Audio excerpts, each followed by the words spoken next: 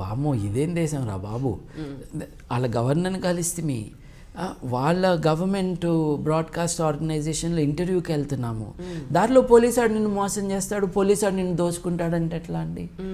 అయినా సరే చెప్పారు కాబట్టి పాస్పోర్టు ఇవి అన్నీ దాచుకుని వెళ్తూ ఉన్నాము. దారిలో ఆపేశారు. ఆపేసేసి ఏంటి కథ అన్నారు. అంటే ఇట్లా మీటింగ్కి వెళ్తున్నాము, దెర్ ఈజ్ ఆల్సో ఇంటర్వ్యూ. అయితే నాకేంటంట అన్నాడు ఆయన. అంటే లేదు మన దేశాన్ని గెస్ట్గా వచ్చాడు, అయితే నాకేంటి అన్నాడు. నేను తలుచుకుంటే రేపు సాయంత్రం దాకా మీరు ఇక్కడే ఉంటారన్నాడు. అయ్యో ఒక అరగంటలో బ్రాడ్కాస్ట్ ఉంది అంటే ఎన్నో జాంతన్నయ్య అన్న. అంటే వాళ్ళకి డబ్బులు ఇస్తే కానీ టోల్గేట్ లాగా డబ్బులు ఇచ్చుకుని మనం ముందుకెళ్ళాలి. సో ఇక్కడే కాదు అక్కడ కూడా ఉంది ఇలాంటిది, అక్కడ చాలా ఉందండి. ఓకే. సో అక్కడికి వెళ్ళాము, అదంతా అయిపోయింది. Ethiopia is a wonderful country అండి. అక్కడి నుంచి ఇథియోపియాకి వెళ్ళాను. Ethiopia is marvellous. అక్కడ డబ్బులు ఇచ్చారా లేదా? మీకు వ్యతిరేకం యాక్చువల్లీ మీ మెంటాలిటీకి అక్కడ చాలా. నేను ఇవ్వలేదండి, అందుకే తీసేసుకుంటారు. నేను ఇవ్వలేదండి. సో ఏ సందర్భంలో తీసుకున్నారు అయితే ఇప్పుడు పాస్పోర్ట్? నాకు ఆ క్యూరియాసిటీ అదే అంటే ఈ స్టోరీ చెప్తే కానీ ఆ స్టోరీ అర్థం కాదండి. నాతో మీరు ఆఫ్రికా రావాలి. ఇథియోపియాలో ఇట్స్ అ మార్వెలస్ కంట్రీ అండి. The people are like us. రోడ్డులో వెళ్తుంటే నా పక్కకు వచ్చి కొంతమంది బాలీవుడ్ పాటలు పాడుతున్నారు. అంటే నేను ఇండియా నుంచి వచ్చాను కాబట్టి ఇండియన్ పాటలు వాళ్ళకి తెలిసినవి నాతో పాడుతున్నారు. అట్లా very friendly, very nice, very kind. అక్కడ వంజరా, అక్కడ దోశ లాంటి ఒక డిష్ ఉంటుంది, స్టఫ్డ్ దోశ అనుకోండి. కానీ ఎలా సర్వ్ చేస్తారంటే ఆ దోశనే ప్లేటు. సో మీరు మర్చిపెట్టి తినేస్తే అయిపోయింది, ప్లేట్ కూడా తినేసినట్టే. Beautiful place. మానవాళికి ఒరిజినల్ మదర్ అనుకుంటున్న లూసీ అవశేషాలు కూడా అక్కడే దొరికాయి. So possibly, not sure, the most ancient human that we have known and maybe the mother of all mankind is Lucy. చిన్న అస్థిపంజరం ఉంటుంది, ఒక కాఫీ టేబుల్ మీద పట్టే అంత అస్థిపంజరం. 3-3.5 అడుగులు ఉంటుంది ఆవిడ. మనందరికీ తల్లి ఆవిడే ఒరిజినల్గా. సో ఇథియోపియా అయింది, అక్కడ మీటింగ్స్ అయినాయి, ప్రెస్ రిలీజెస్ అయినాయి. They was wide coverage of my speeches and so on. ఇక లండన్ వెళ్ళిపోవాలి. సో యుగాండాలో కదా మనం ఒరిజినల్గా దిగింది ఆఫ్రికాలో. My flight is booked like that. So go back to Uganda. Entebbe is the airport అండి. ఎంటెబీ ఎయిర్పోర్ట్లో దిగేసి ఫ్లైట్ కోసం వెయిటింగ్ అనమాట. ఒక లేడీ వచ్చారండి, really big and strong, African size. చేసి ఎక్కడికి వెళ్తున్నావో అని అడిగింది. ఇట్లా లండన్ వెళ్తున్నానండి. ఎందుకు వచ్చావు ఈ దేశానికి అంది. అంటే మీ దేశానికి కాదండి, నేను ఎయిర్పోర్ట్లో ఉన్నాను. Airport is international territory. Passport చూపి అంది. చూపించాను. ఎందుకు వచ్చావు ఈ దేశానికి అంది. అంటే చెప్పాను కదండి నేను ఇథియోపియా, నైజీరియాలో మీటింగ్స్ అయినాక ఐఎమ్ గోయింగ్ బ్యాక్ అని. ఈ దేశం ఎందుకు వచ్చావు అంది. ఇట్లా repeatedly what is the purpose. అయితే నేను చెప్పాను అనమాట, మేడం నేను లెక్చర్స్కి మీటింగ్స్కి వచ్చాను, ప్రెస్ కవరేజ్ కూడా ఉంది. సో నేను మీకు ఆ ప్రెస్ క్లిప్పింగ్స్ కూడా నేను మీకు చూపించగలను. ఎందుకు వచ్చావు మళ్ళీ దేశానికి అని అడిగిన ప్రశ్ననే రిపీటెడ్గా అడుగుతాను. అయితే నేను అన్నాను, madam unless you tell me the source of your suspicion I'm not able to answer you helpfully అన్నా. పెద్ద తెలివి అనమాట ఇట్లా మాట్లాడటం పోలీసు వాళ్ళతో. పాస్పోర్ట్ తీసి జేబులో పెట్టేసుకుంది. వేసి you are not leaving this airport అంది. వామ్మో, భయపడ్డారు. ఏదో మనం మానవ హక్కు, అదే మనం మానవ హక్కులు తురుం కదా మనం. ఇక్కడేమో ఎయిర్పోర్ట్లో ఇరుక్కుపోయాయి. సడన్లీ మనకి యుగాండా పోలీసులు అందరూ గుర్తుకొచ్చేస్తారు. అమ్మో ఇంత గట్టిగా ఉంటారు వీళ్ళు, ఒక్క దెబ్బేస్తే మటాష్ అని. అప్పుడు ఏం చేయాలి, లేదండి పాస్పోర్ట్ మీరు తీసుకోవద్దు, I will come with you with the passport అన్నాను. Because passport is the property of my government. It belongs to government of India, not to you, and I'm carrying it. So నా number రాసుకో, నీ passport is safe but I have to clear you అని వెళ్ళిపోయింది ఆవిడ. అయ్యో, it's a dangerous situation అండి. మనం కాని దేశంలో నిజంగా పాస్పోర్ట్ తీసేసుకుని మానవ హక్కుల ఉల్లంఘన అన్నది ఎవ్రీడే అఫేర్. దోమలు కొట్టినట్టు మనుషుని చంపేస్తారండి. So it's an everyday affair there. Already మా పట్ల ద్వేషాన్ని పెంచడానికి ఆర్టికల్ $150 ఇవ్వనందుకే ఇదంతా చేశారు కదా. సో ఐ ప్యానిక్ అన్నాను, కానీ I definitely was sure I had to do something about it. Uganda ఏంటి, కమ్యూనిస్ట్ దేశం లాంటిది. ఎయిర్పోర్ట్ నుంచి బయట దేశాన్ని మీరు ఫోన్ చేయడానికి వీల్లేదు, ఎయిర్పోర్ట్ నుంచి సిటీలోకి చేయడానికి కూడా వీల్లేదు. సో ఎంటెబీ అంటే కంపాలా టౌన్కి కొంచెం దూరంలో ఉంటుంది, దట్స్ ది ఎయిర్పోర్ట్. ఎంటెబీ నుంచి కంపాలాకి చేయడానికి లేదు. Forget calling UK and telling my family or somebody else or calling the embassy. ఇప్పుడు ఇండియన్ హై కమిషన్ ఉంటుంది అక్కడ, చెప్పచ్చు, కానీ ఫోనే లేదు కదా. You can call. నా మొబైల్ ఫోన్ ఏమో ఛార్జ్ అయిపోయింది. అప్పుడు ఐ లుక్డ్ అరౌండ్, షాప్స్ అన్నిట్లో అడిగాను, నో నో నో అన్నారు. ఒక షాప్లో మటుకు మామూలు లోకల్ కాలింగ్ రేట్కి 100 రెట్లు ఎక్కువ డబ్బులు తీసుకుని చెప్పాను నేను, it's emergency, I need to tell somebody I'm stuck here, it's just ½ minute call. అప్పుడు నేను I call my collaborator in Uganda. చూడబ్బా, రేపు సాయంత్రం వరకు వెయిట్ చెయ్యి, రేపు సాయంత్రం లోపల నా నుంచి ఈమెయిల్ రాకపోతే నాకు I use to maintain a huge database of emails for human rights work. వాళ్ళందరికీ చెప్పు, this is the password, if you don't hear from me by tomorrow evening, say the director of the IHU is detained in the airport and there is a violation of human rights and people should know. అంటే నేను అందరి కోసం చేస్తున్నవి ఏ పనులు అయితే ఉన్నావో అది నాకు కూడా అవసరం అవుతుంది, జాగ్రత్త అని. ఫ్లైట్ డిలే అయిపోయింది. ఫైనల్గా ఆవిడ వచ్చి ఓకే యూ కెన్ గో అని పాస్పోర్ట్ నా మీద పడేసి వెళ్ళిపోయింది. It's a bad situation. అంటే ఈ బార్డర్స్లో ఉన్న ఏమనాలి, insecurity for the traveller is a dangerous thing. నేను I work for a long time in the French system. నేను 10 ఏళ్ళు ఫ్రెంచ్ చెప్పడం అంటే ఐ మేక్ ఇట్ ఈజీ. అవునండి, I make it easy. I say I was a teacher of French, that is how I started. ఇక్కడ హైదరాబాద్లో చెప్తున్నారా? Yes, అంటే కంపెనీస్కి కాకుండా మీరు కంపెనీస్కి జనరల్గా ఇండివిజువల్గా చెప్పట్లేదు, దానికి కూడా ఒక కారణం ఉంది. People are really literally waiting అండి, ఎందుకంటే ఇక్కడ అంతా ఐ వుడ్ బి హ్యాపీ అండి. కానీ ఏం జరుగుతుందంటే నేను మార్కెట్లో ఉన్న ప్రైస్కి సగం చేశానండి. మనం పెద్ద బిజినెస్ మ్యాన్ కదా, కొత్త మోడల్ తయారు చేద్దామని ఎవరు ఇవ్వనట్టుగా ఎయిర్ కండిషన్ రూమ్స్ పెట్టేసి, సోఫాలు పెట్టేసి, ఓ 3,000 పుస్తకాలు, 1000 DVDలు పెట్టేసి, అన్నీ కూడా లీగల్గా తీసుకొచ్చి ప్రతిదానికి ఎక్కువ డబ్బులు కట్టి possibility to use in a class room అని కంప్లీట్లీ లీగల్గా చేయాలని చేసి ప్రైస్ మట్టుకు ½ ప్రైస్ పెట్టాను. అంటే మన క్యూ కడతారు మన బయట అని, అంటే బయట క్యూ కట్టాలి మన దగ్గర అని, మన బిజినెస్ జీనియస్ అనమాట అది. అంతా పెడితే అమీర్పేటలో కంప్యూటర్ కోర్సులు చేరే వాళ్ళే వచ్చారు నా దగ్గరికి. ఓకే, ఒక్కొక్కడు వచ్చేసి దొంగ సర్టిఫికేట్కి ఎంత తీసుకుంటావు, నాకు కెనడా ఇమైగ్రేషన్కి కావాలి అని బేరాలు. ఒక్కొక్కడు వస్తాడండి, కాలు మీద కాలు వేసుకుని మనమేమో బుద్ధిగా ఇట్లా కూర్చుంటాం. మన దగ్గరకు వచ్చాడు కదా బిజినెస్ కోసం, మన క్లయింట్ ఈజ్ అవర్ మాస్టర్ కదా, వాడేమో కాలు మీద కాలు వేసుకుంటాడు. ఆ కాలు కడుక్కున్న కాళ్ళు కూడా కాదు. So very unpleasant experience. అవును, అంటే దే నేమ్ ఆర్గనైజేషన్, అక్కడ 10,000 ఫీజు కదా, నీ దగ్గర 6,000 ఎందుకు అంటాడు. అంటే that is because we think with such number of enrolments we can roll out in quality course without charging you so much. అది సరే కానీ కాళ్ళు ఊపుకుంటున్నాయి, అది మర్చిపోవద్దు.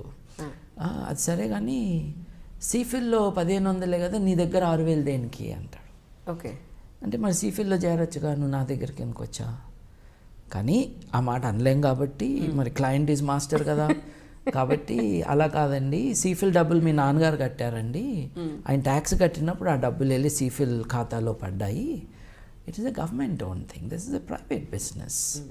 Hour results are superior to the French and the German cultural associations. Alliance Française కానీ Goethe Zentrum results కన్నా మా results were superior. So we get those results, this is our business model. ఇదంతా చెప్పడానికి ఒక అరగంట అవుతుందండి. ఆయన ఇచ్చే 6,000 రూపాయలకి ఈ అరగంట వాళ్ళు అడిగినవన్నీ వింటాం అనమాట. ఇక ఫైనల్ క్వశ్చన్ అడుగుతారు, నేను ఈ ఫ్రెంచ్ నేర్చుకుంటే నాకేం వస్తుంది? అరే ఫ్రెంచ్ నేర్చుకుంటే ఫ్రెంచ్ వస్తుందిరా, ఇంకేం వస్తుంది అంటే వాళ్ళ ఉద్దేశం ఏంటంటే, నీకు నేను 6,000 రూపాయలు ఇస్తే ఈ 6,000 రూపాయలతో నాకు నెలకి 1,00,000 రూపాయలు వచ్చే జీతం వస్తుందా అని. అంటే ఈ సోమరిపోత ఐడియాస్ అనమాట. అంటే భాష అంటే ఏంటో తెలియక, భాష ఎట్లా నేర్చుకుంటారో అర్థం కాక. ముఖ్యంగా ఇదంతా Ameerpet batch. I don't want that, my time is more valuable. నేనేదో పెద్ద బిజినెస్ బిల్డప్ చేద్దాం అనుకుంటే వీళ్ళందరూ తగులుతున్నారు నాకు.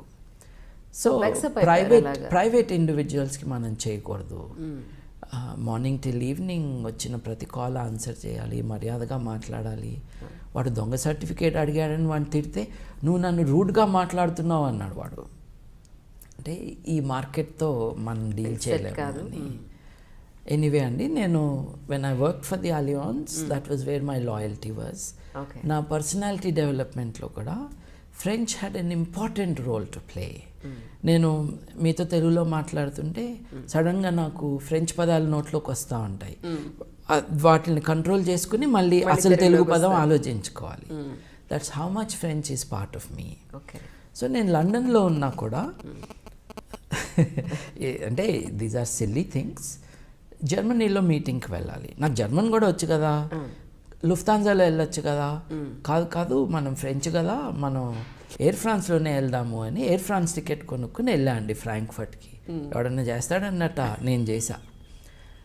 సో ప్యారిస్లో ఫ్లైట్ మారాలి. ప్యారిస్లో ఫ్లైట్ మారాలి అని అంటే పాస్పోర్ట్లు చూపించాలి. పాస్పోర్ట్ చూపిస్తే అదేంటి నీ work permit is valid only for 2 more months, so I can't let you go అన్నాడు అనమాట. అదేంద్రా, నా ఇల్లు అక్కడుంది, నా ఉద్యోగం అక్కడుంది, I'm working there, I can't go అంటావు ఏంటంటే, లేదు that's the rule, you can't go అంటాడు వాడు. నేనేంటంటే ఫ్రాన్స్కి వెళ్ళినా ఇంగ్లీష్లోనే మాట్లాడేవాడిని. వాళ్ళకు కూడా కొంచెం ప్రాక్టీస్ ఇద్దాం ఇంగ్లీష్ అని. అయితే ఓ 10 నిమిషాలు ఇట్లా నడుస్తూనే ఉంది. అంటే నాకు ఇంకా 2 months ఉందని అంటున్నావు కదా వర్క్ పర్మిట్, ఈ 2 months నేను ఆ దేశంలో ఉండకుండా నువ్వు ఎలా చేస్తావు అన్నది నా ప్రశ్న. My work permit will be renewed, it is in the process, I just have to go and get it stamped. But the point is it's valid for 2 more months. నువ్వు ఆఖరి రోజున అనొచ్చు, లేదా ఒక 2-3 రోజుల ముందు ఏదో ప్రాబ్లం ఉంది అనొచ్చు, కానీ ప్రాబ్లం ఉందని ఎవరు అనాలి? బ్రిటిష్ వాడు అనాలి, నువ్వు కాదు. I'm only passing by the airport. అయితే ఓ 10 నిమిషాల తర్వాత నాకు చిరాకు వచ్చిందండి. నాకు ఫ్రెంచ్ బాగానే వచ్చు, ఫ్రెంచ్లో వేసుకున్నాను వాడిని. నీకు ఫ్రెంచ్ వచ్చా అన్నాడు. అంటే దానికి దీనికి సంబంధం ఏంటన్నా అంటే, అలా కాదు, నా బాస్తో మాట్లాడి కనుక్కుని చెప్తాను అన్నాడు. నువ్వు కాదు, బాస్ని బిలు, నేను మాట్లాడతా అన్నాను. బాస్తో నువ్వు మాట్లాడటం ఏంటంటే, నేనే మాట్లాడతాను బాస్తో. ఏమనుకున్నావు, నువ్వు గేమ్స్ ఆడుతున్నావా నాతో? నన్ను ఇంగ్లాండ్ పంపించవా? ఇండియాకి పంపించు మరి, నీ ఎయిర్పోర్ట్లో అయితే ఉంచుకోలేవు కదా, ఇండియా టికెట్ అరేంజ్ చేయమన్నాను. వాడి భయం వేసింది. బాస్ని రప్పించాను. రప్పించి, ఏందబ్బా నీ మనుషులు ఇట్లా పనిచేస్తున్నారు, నాకు ఫ్రెంచ్ సిస్టమ్తో కనెక్షన్ ఉంది, ఫ్రెంచ్ ఎంబసీ తరపున నేను చాలా యాక్టివిటీస్ చేశాను. వాళ్ళ పైలట్ ప్రాజెక్టు ప్రపంచంలో 2 చోట్లనే, టోక్యోలో ఒకటి, హైదరాబాద్లో ఒకటి. అయితే ఆ సెంటర్ని నేను డెవలప్ చేశాను. నేను IHU జాయిన్ అయ్యి యూకేకి వెళ్ళిపోయిన 4 రోజుల్లో వైస్ ప్రెసిడెంట్ ఆఫ్ ఇండియా దాన్ని ఇనాగరేట్ చేశారు, నారాయణన్ గారు. But it was my work. అంటే ఆ సంబరాలు అప్పుడు లేను నేను, అంతే. But I created it. ఏమనుకుంటున్నారు మీరు అంటే, వాడన్నాడు, అట్లా కాదు, మాకు కొన్ని అగ్రిమెంట్స్ ఉంటాయి కంట్రీస్ మధ్య అన్నాడు. ఏ అగ్రిమెంట్ చెప్పన్నాను. మీకు తెలియని అగ్రిమెంట్స్ నాకు తెలుసు అవి. సో నేను కరెక్ట్ ఎగ్జాక్ట్లీ నేను వాటిల్లో ఉన్న సెక్షన్స్ కోట్ చేశాను. అంటే మీ దేశము ఫ్రాన్సు యూకేకి మధ్య ఉన్న సావరెన్ ట్రీటీని నువ్వు ఒక బచ్చా ఇమైగ్రేషన్ ఆఫీసర్ నువ్వు వైలేట్ చేస్తున్నావా నీ దేశం తరపున, I want to talk to your boss, I will take it to the top level అనేటప్పటికి సారీ చెప్పి కాఫీ తాగుతామని అడిగి పాస్పోర్ట్ ఇచ్చి పంపించాడు అనమాట. ఇవి ఫ్రీక్వెంట్గా జరుగుతాయండి. బార్డర్ కంట్రోల్లో కొంతమంది దే బిహేవ్ బ్యాడ్లీ. ఎందుకంటే ఏంటంటే నా దేశాన్ని నేను వెళ్ళిపోతాను ఏంటి, నువ్వు ఇంత నకరాలు చేయాల్సిన అవసరం ఏంటి, ఆఫ్టర్ ఆల్ నువ్వు డిగ్రీ కూడా చేయని వాడివి, నీకు ఒక ఉద్యోగం ఇచ్చి పెట్టారు అక్కడ, you are not strong, the law is strong. దాన్ని వైలేట్ చేద్దామని లేకపోతే ఎదుటివాడు మెత్తగా ఉన్నాడని ఇట్లా మాట్లాడటం అన్నది ఇట్ ఈస్ మై ఎక్స్పీరియన్స్ అండి. I have never let that go. అంటే స్మాల్ మ్యాటరే అది, నేను మెత్తగా మాట్లాడచ్చు తప్పే ఉంది, but I don't want to do it because the person has exceeded the limits. ఇట్లా చాలా జరుగుతాయండి. నేను జీన్స్ టీషర్ట్ వేసుకునే తిరుగుతానండి. నేను ప్రైమ్ మినిస్టర్స్తో మీటింగ్ కూడా అట్లాగే వెళ్ళాను. 3 ప్రైమ్ మినిస్టర్స్ని నేను చెప్పులు వేసుకుని జీన్స్ టీషర్ట్ వేసుకుని కలిసి లేదా షర్ట్ వేసుకుని. ఇంత సింప్లిసిటీ నిజంగా మీకు మామూలు ప్రజల మధ్య వెళ్ళడం మీకు ఇబ్బంది అనిపించట్లా? సింప్లిసిటీ కాదండి, అది నా అలవాటు అండి. ఆటోలను బస్సులోనే వెళ్తారు ఎందుకంటే పబ్లిక్ ట్రాన్స్పోర్ట్ వాడాలి అన్న కోరిక. అందరము కార్లలో తిరిగితే రోడ్లన్నీ ఇప్పుడు ఎట్లా ఉన్నాయో అట్లా ఉంటాయి. So it is better to go by bus అని, అంతకంటే ఏం లేదు. ఇప్పుడు బార్క్లేస్ బ్యాంక్ వెళ్ళాను, వెళ్ళేసి పాస్పోర్ట్ రిలేటెడ్ మ్యాటరే. పాస్పోర్ట్ రెన్యువల్కి మీ ఐడెంటిటీని కన్ఫర్మ్ చేయాలి ఎవరో. ఐడెంటిటీ కన్ఫర్మేషన్ అంటే ఏంటి, ఎవరు చేయొచ్చు, సాలిసిటర్ చేయొచ్చు. అంటే మన కాని దేశం కదండి, ఇక్కడంటే మనం గెస్టెడ్ ఆఫీసర్తో పెట్టించుకుంటాం, అక్కడ కాదు. So you can go to solicitor. ఆయన 15 నుంచి 25 పౌండ్లు తీసుకుంటాడు. మరి మనం ఇమ్మీడియట్లీ క్యాల్కులేట్ చేస్తాం కదా, 15 ఇంటూ అప్పుడు 60 రూపాయలు అనుకుంటాం. అమ్మో 15 ఇంటూ 60 మనం అని చెప్పడానికి. సో సాలిసిటర్ వద్దు. డాక్టర్ కూడా చేయొచ్చు, మన జనరల్ ప్రాక్టీషనర్ జీపీ, మన అందరం కూడా ఒక డాక్టర్కి అటాచ్ అయి ఉంటాం అన్నమాట ఆ దేశంలో. సో జీపీ చేయాలి, ఆయనకి డబ్బులు ఇవ్వాలి. ఫ్రీగా ఎవరు చేస్తారంటే మీ బ్యాంకర్ చేస్తారు అని చెప్పారు. సో ఆ కాగితాలు తీసుకుని మా బ్యాంక్కి వెళ్ళాను. వెళ్ళేసేసి ఇట్లా నా ఐడి కన్ఫర్మ్ చేయటానికి అట్లా చేస్తామన్నాడు. నా ఐడి చూసి నువ్వు నాకు అకౌంట్ ఓపెన్ చేసావు కదా, ఆ డాక్యుమెంట్ ఓపెన్ చేసి వాడే వీడు అని చెప్పు, అంతే నేను అడిగేది. As a responsible bank we don't do this అని అన్నాడు. ఏందో రెస్పాన్సిబిలిటీ అన్నాను.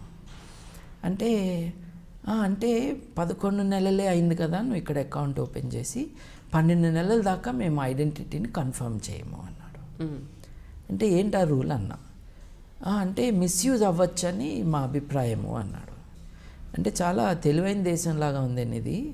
పాస్పోర్ట్ సైజ్ ఫోటో వెనక వైపు this is bearing the likeness of Babu Gogineni అని నువ్వు సంతకం పెడితే అది తీసుకుని నేను మిస్యూజ్ చేస్తాను, అది ఎక్కడ చేయగలను చెప్పు అన్నాను. లేదు as a responsible bank we can't do this అన్నాను. అయితే అకౌంట్ క్లోజింగ్ ఫామ్ అన్నాను. అకౌంట్ క్లోజింగ్ ఫామ్ సంతోషంగా ఇచ్చేసాడు అనమాట. ఇచ్చేసి ఇదేంటి individual account organisational account close చేయాలి అది అన్న. నీకు ఆర్గనైజేషనల్ అకౌంట్ ఉందా అన్నాడు. అవును మా ఆర్గనైజేషన్కి బాగానే ఉన్నాయి మీ దగ్గర డబ్బులు, నిజంగా ఎక్కువ లేవు కానీ నేను అన్నాను. అంటే అట్లాగా ఇంకెవరితో అయినా మాట్లాడతావా అన్నాడు. ఎవరన్నా నీకు తెలుసా ఈ బ్యాంకులో అన్న. అందరు తెలుసు, నువ్వే కొత్తగా వచ్చినట్టున్నావు అన్న. వాళ్ళతో మాట్లాడతావా అన్నాడు. అట్ట మాట్లాడతాను, మీరు రెస్పాన్సిబుల్ బ్యాంక్ కదా,